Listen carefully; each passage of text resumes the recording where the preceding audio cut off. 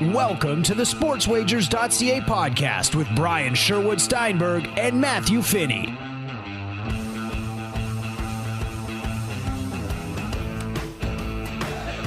Welcome to the Sportswagers.ca podcast.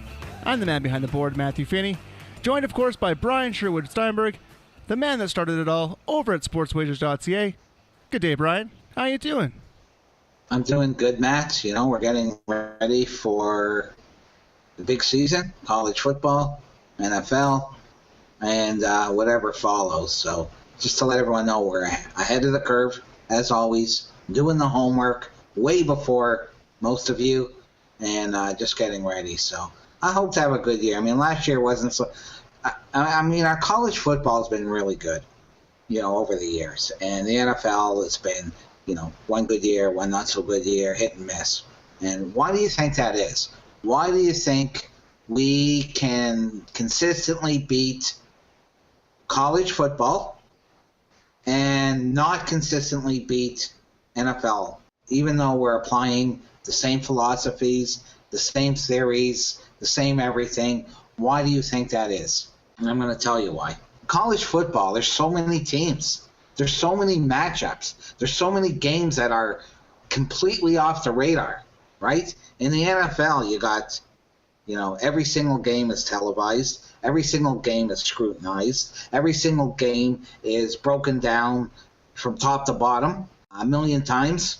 But college football, you got so many games, so many lower tier conferences where the odds makers just can't be as sharp. On a game like Ohio State and Michigan, that's like Dallas, Green Bay.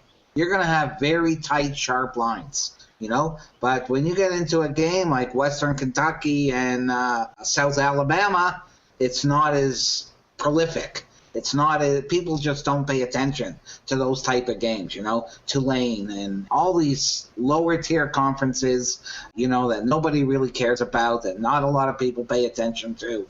And you get great prices on those type of games. And every single week during the college football season, you're going to see we have 2 or 3 or sometimes 4 games, you know, of the ones that are not televised, of the ones that nobody really pays attention to on our slate, because a win that involves Tulane pays exactly the same as a win with Alabama or Michigan State or whoever. So that's the reason, the main reason, why we've had so much success in college football, because we're able to target games, you know, where the odds makers just aren't as sharp. They can't be sharp on every single game, and they make mistakes, you know, when it comes to those lower tiered conferences, lower tier teams playing against one another. College football, Brian, starts at the end of August, of course. NFL preseason in full swing as we head into this week. NFL season starting in a month's time. Lots of bad habits when it comes to betting football. We stated last week we want to start to talk about those things week by week as we head into the season. Let's just get it started this week. Where do you want to go? Well, we touched a little bit a couple weeks ago, Matt, on buying a half point. And I know a lot of people do that. And that's really one of the worst habits in football betting. So we'll just break it down a little bit for you. I mean, first of all, there's no point whatsoever in buying a half point off these non-key numbers, right? Like taking, you know, a game from 8.5 to 9 is totally worthless. But a lot of people will buy a half point, like if the line is 2.5, you know, they'll put it on that key number of 3. They'll buy a half point and take back 3. Same with 6.5 or 7, right? So if the line is 6.5, they'll buy it up to 7. Or if it's 7, they'll buy it down to 6.5, right? And that's one of those really bad habits that we talk about that people make when betting on football. Okay, I'm going to tell you why. Just based on math, right? It's simple math. Why it's such a bad idea to do that. Okay, so over the years, we're not talking about 1 year or 2 years. We're talking over, you know, 5 decades worth of results. Okay, that half point, whether it's on 2.5 or 3 or 3.5 or so, you know, a key number, 6.5 or 7 or 10, you know, one of those key numbers, it comes into play about 3% of the time.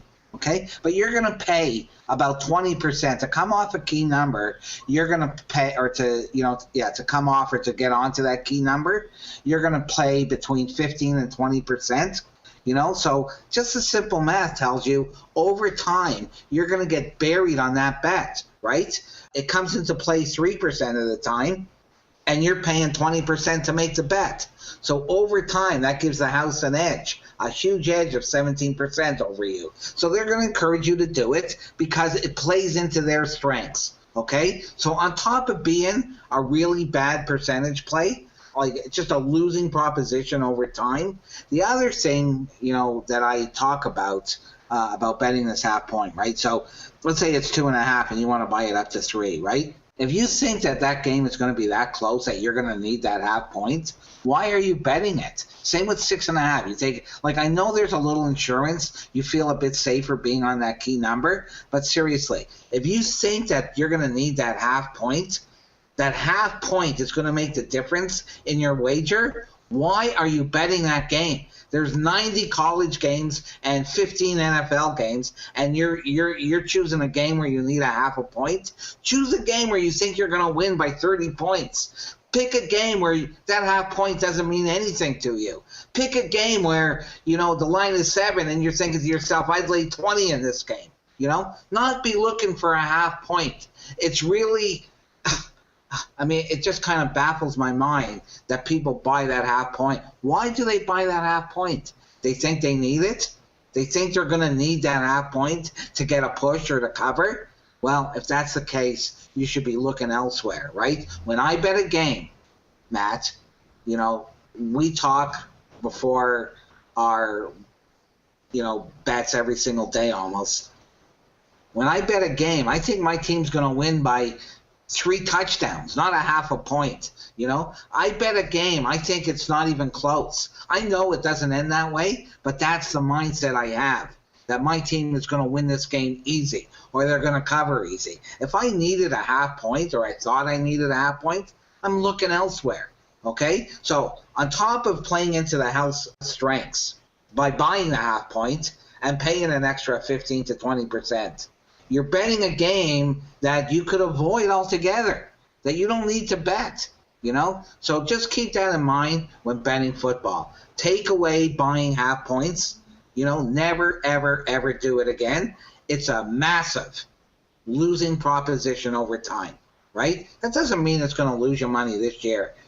If you bought a half point 10 times this year, it might come into play 5 times, right? But over the course of your betting career, the following year, it'll come in 0 times out of 10. And the year after that, it'll be 0 out of 10 again. So over time, it's a big losing proposition, and it's going to kill your bankroll. It's simply not worth it. It's a bad bet, okay, a bad habit. Take it out completely and never do it again for the reasons that I just mentioned, Matt.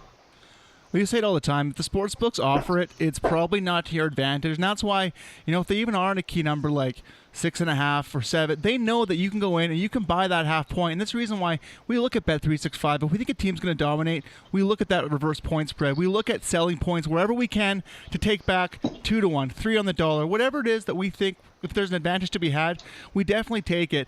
And that's why it's important to shop around too. We look at different sports books for different prices, and different joints we talked about last week are good for different things. There's some places that are better if you like to play point spread dogs. There's some places we have to check to see if they're on a money line favorite, because often that's a sure sign that maybe that's a pretty good play because it's a real sharp book. So we teased it last week, different sports books for different betting habits. Take it away, Brian. Why don't you run down kind of the main guys that we deal with on a daily basis? Yeah, so Pinnacle is known as the sharpest book in the industry. There's sports books out there that will not release a line until Pinnacle releases theirs. So even if you don't bet on Pinnacle, even if you don't use them as one of your outs, you should have an account there and check their lines every single day before you make a bet. Always pay attention to them, okay? One of the pros about betting with Pinnacle, aside from, you'll never have a problem getting your money, is that they offer, instead of bonuses, they offer reduced juice. Like, they are the lowest juice, right? So if you're a flat better, they're the best place to bet, okay, because you're going to be saving, about 6% on your flat bets if you're betting with Pinnacle. In other words, where you're laying $1.10 at most places, at Pinnacle you'd be laying $1.04, right? So I know it doesn't sound like much, but over time it adds up to quite a bit. And that's one of the pros of betting with Pinnacle. One of the cons about betting with Pinnacle is they change their odds on their parlays. Not too many books do this, but Pinnacle does that. So if you're going to bring up their parlay menu, it's a whole different set of lines, right? I'm not saying that the point spread is different, but the juice is sometimes different. They don't like to expose themselves to big dog juice players. So they have a totally different menu. I mean, they're still good prices, but I'm just saying the prices on their parlays are not the same as their flat bets. So for a flat better, if you just bet games flat, Pinnacle is a must-have. And they're also a must-have just to check for lines, okay? So Pinnacle, again, they're known as the sharpest sportsbook in the industry. You always got to pay attention to their lines, and it's for that reason that you should check their lines every single day. And an example of that would be, if Pinnacle, let's say Minnesota is playing, let's say the Vikings are playing the Lions, and every sports book has Minnesota 6.5-point favorite, and Pinnacle has them 7. When you see that Pinnacle is higher than the other sports books, that's significant. So I'm just saying to always pay attention to what they're doing and try not to go against them, right? They're in that scenario, they're encouraging Detroit money, right, by offering a higher line than everybody else, right? So always pay attention to what Pinnacle is doing and try your best not to go against them, all right? Try and be on the same side as them, and you'll be better off for it. Okay, and then you got Sports Interaction. I know a lot of people don't like dealing with Sports Interaction, because their margins are large. In other words, they got like 20-cent lines, sometimes 25-cent lines on baseball. On futures, they got wide margins of, sometimes 40 and 50 cents. And I agree, like that is not the type of place I like to play at, but Sports Interaction is a great book if you're a point spread dog bettor, okay? They cater to a lot of what we call the general public. Some people refer to them as squares. They're a square sports book, which is fine. I mean, I don't care betting at a square sports book. If I'm getting a better number at Sports Interaction, I'm going to take it. And what I mean by a better number is that on the favorites, they're usually a half point or a point higher than everybody else, right? When you have these, like, the Sunday night game or the Monday night game or popular teams, Sports Interaction is always higher on the favorite because they have the data, right, of what comes in, what type of bets their clientele is making on a daily basis, right? So they're getting, the guys that are betting teams like the Dallas Cowboys and the Green Bay Packers and the Seahawks, and in hockey, they're betting the Chicago Blackhawks and, all those, on all these popular teams, they're always higher, right? If you're an underdog bettor, especially on the point spread, Sports Interaction is a great sports book to have because you're always getting a better line, okay? Now, Bet365 is probably somewhere in the middle of them. Bet365's live in-game betting is tremendous. I've said it before, and I'll say it again. The people over at Bet365, I think a lot of their in-game betting system is automated.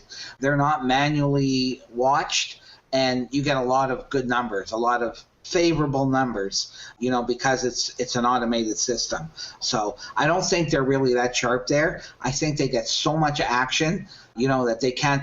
I mean, we talked about this in the, during the basketball season, Matt. They're putting up women's live betting. They have women's college basketball up there because they just can't get enough action up there because people are betting it and they're betting it wrong.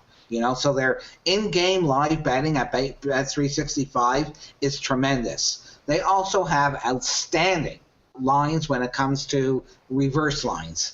In other words, or alternative lines. So let's say you're betting, you take like the opener, New England and Kansas City on Thursday night, right? They have alternative lines. In other words, so let's say New England's a 7-point favorite. You can take you can take the 7, of course, but you can take a team you can take Kansas City at, with an option of, let's say, +3 or +3.5 or +4, right? They have so many different options, and, the lower amount of points you take, the higher the odds, right? And that's what we look to do a lot of times. So, for instance, that Kansas City New England game, you might take Kansas City +3 and plus $1.90.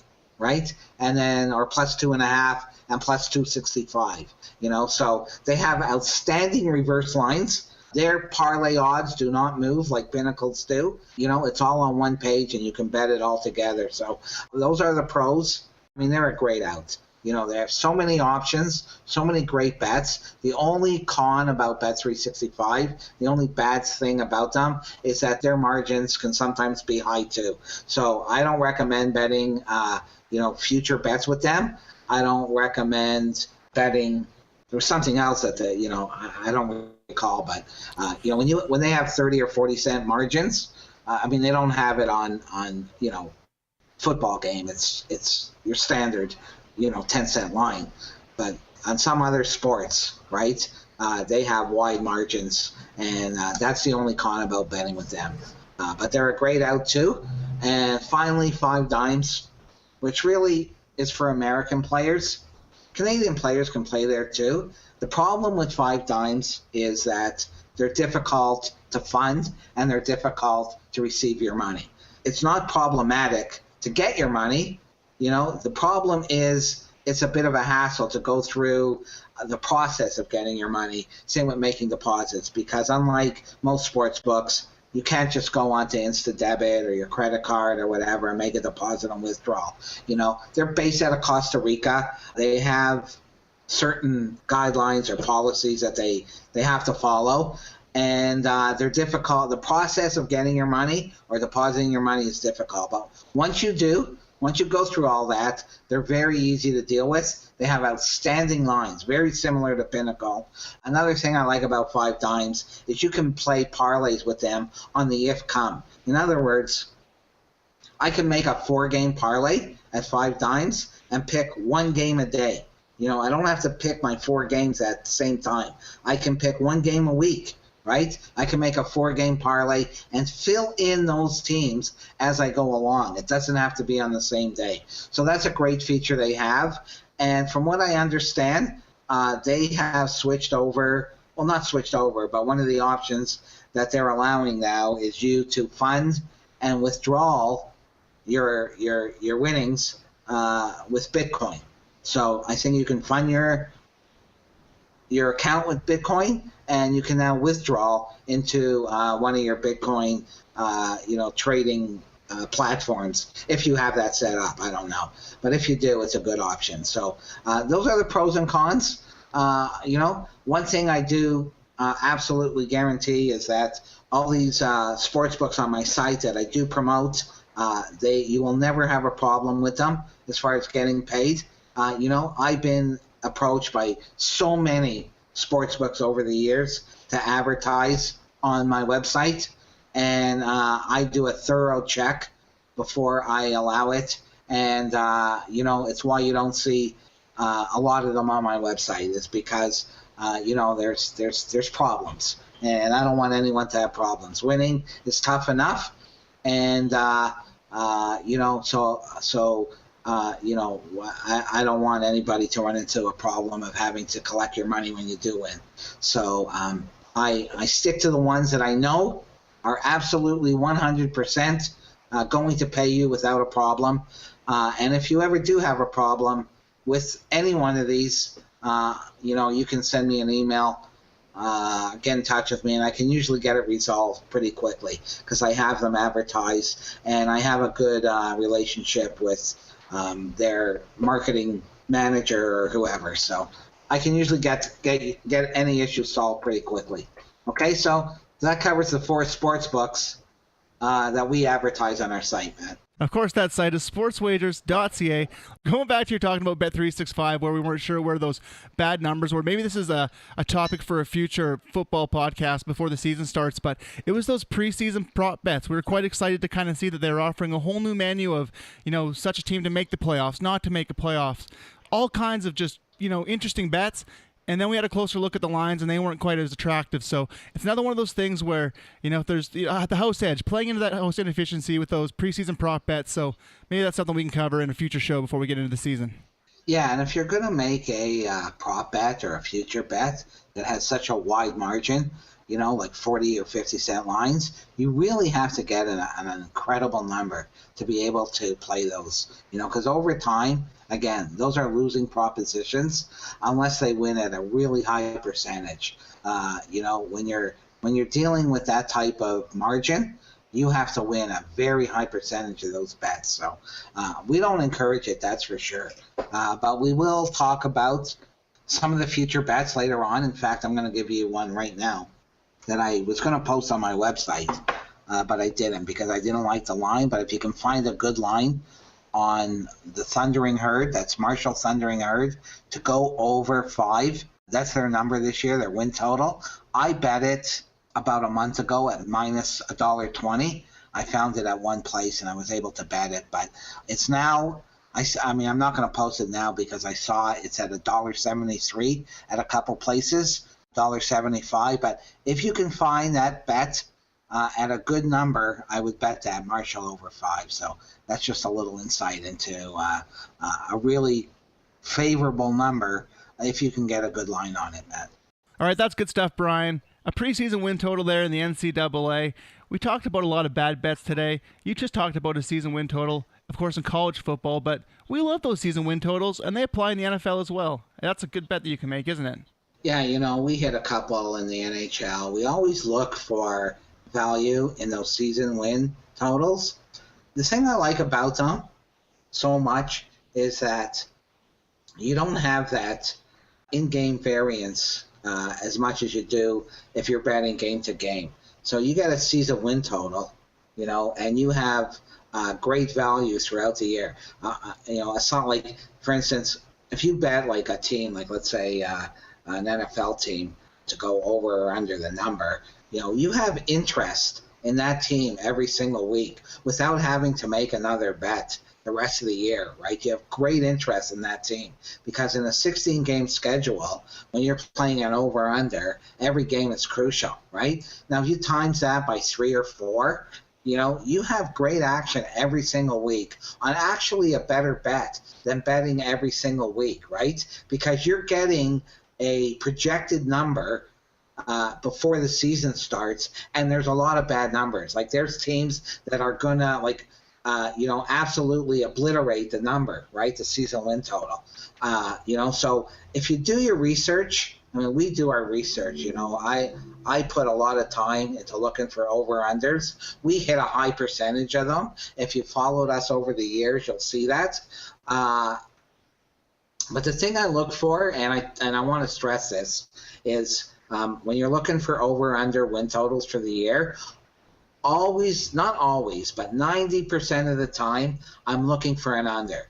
And the reason I'm looking for an under is because those projections do not take inevitable injuries into consideration, right? Every single team is going to suffer injuries. Some of them are going to be really key, right? If you get lucky, and pick one of these teams, to go under and their quarterback goes down, or their whole offensive line. So many things can happen. So many bad things can happen in football in terms of injuries that it's really not a good idea to go over. So look for really undervalued or overvalued projections and try and go over that number, right? Or even look at like the divisions from last year, and take a look at, what teams did and where you think some improvements are going to come, or where you're going to see some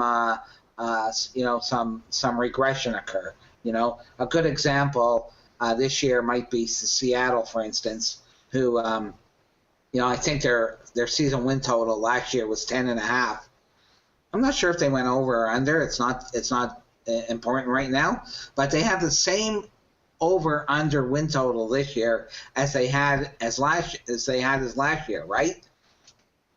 But if you look at that division, you had Arizona that underachieved greatly. You had the Rams, who you figure is going to be better this year, and San Francisco. Of course, San Francisco, yeah. Yeah, who figures to be better this year too, right? So in order for Seattle to improve, there's got to be some regression within the division. And I don't see regression in the division. I see improvement from the other teams. So Seattle, based on that analysis, may be a good underplay, just based on that. So look for stuff like that. Always look for unders before overs, and find something that's projected, a team that's the projection on them is too high. It's almost like, if you look at baseball this past year, right? You look at the Cubbies and the Blue Jays, who last year, every player on those two teams had almost career years, right?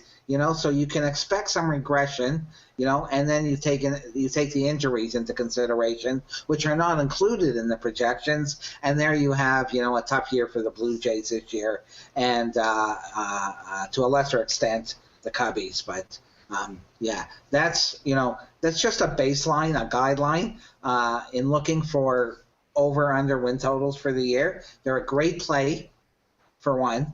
For two, they give you action every single week. They give you great interest every single week. And the third thing being is, I believe, that they're easier to beat than the game-to-game grind of the NFL season. Okay, so just keep that in mind. Great way to bet, and really enjoyable too. I know you tie up money for an extended period of time, but at the end of the year when the payouts come, you've forgotten about that money, and you get a nice little bonus for time spent. Absolutely. That's my favorite part. Kind of protect me from myself, It's good stuff. Looking forward to hopefully cashing that Tigers season win total under we had for MLB this season. Of course, look for all our NCAA and NFL win totals on the website, sportswagers.ca. We'll be getting those up before those respective seasons kick off. Well, Brian, we've covered a lot today. Some bad bets, some good bets, a hot tip on maybe a nice NCAA season win total over if you can find a nice number on Marshall there. Is there anything else you'd like to add before we get out of here?